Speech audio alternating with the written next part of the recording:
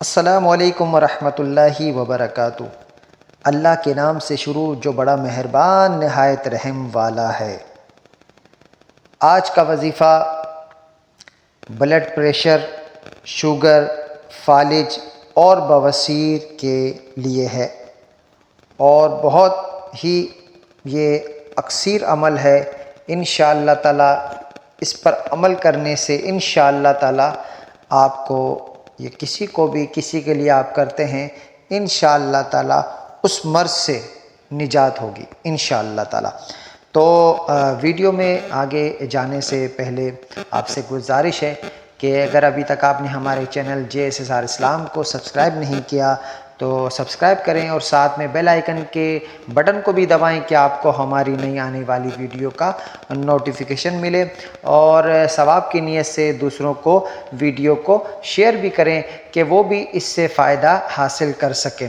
اور ایک بات عرض کرتا چلوں کہ ہمارے آقا صلی اللہ تعالی وسلم نے فرمایا، حدیث شریف میں ہے کہ تم میں جو شخص اپنے مسلمان بھائی کو نفع پہنچا سکے اور ضرور پہنچائے، تو اس لیے ثواب کی نیت سے دوسروں کو شیئر ضرور کریں، اور جو عمل کریں، آپ جو وظیفہ پڑھیں، جو دعائیں مانگیں، وہ حسن اعتقاد کے ساتھ پڑھیں کہ دل میں دغدغہ یعنی خدشہ نہ ہو کہ دیکھیے اثر ہوتا ہے یا نہیں، بلکہ اللہ عز و جل کے کرم پر پورا بھروسہ رکھیں اور ضرور اجابت یعنی قبولیت کا یقین رکھیں کہ انشاءاللہ تعالی اللہ تعالی ضرور کرم فرمائے گا، ضرور ہمارا یہ کام ہو جائے گا انشاءاللہ تعالی۔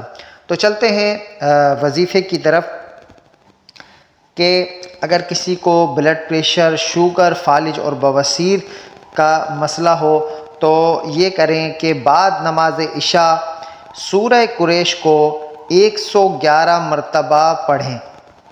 ٹھیک ہے، کیا کرنا ہے؟ سورہ قریش کو 111 مرتبہ نماز عشاء کے بعد پڑھنا ہے۔ اسے پڑھیں گے جو اگر کسی اور کے لیے جو ہے وہ کسی کو یہ مرض ہے، کوئی پریشانی ہے، تو سامنے والا بھی جو ہے وہ پڑھے 111 مرتبہ سورہ قریش پڑھے، اور اس کے بعد پانی پر دم کریں۔ پانی پر دم کر کے وہ پانی دم کیا ہوا ان کو پلاتے رہیں۔ روزانہ یہ عمل کریں نماز عشاء کے بعد اس کے لیے، اور کوشش کریں اسے سامنے جو ہے وہ بیٹھے۔ آپ جب سورہ قریش پڑھیں تو وہ سنیں، اسے خاموشی سے سنیں، اور پانی پر دم کر کے اس مریض کو پلائیں۔ انشاءاللہ تعالی انشاءاللہ اس مریض کو مرض سے شفا نصیب ہوگی انشاءاللہ۔ اور آپ سے گزارش ہے دوبارہ کہ چینل کو سبسکرائب کرنا مت بھولیں۔ والسلام علیکم ورحمۃ اللہ وبرکاتہ۔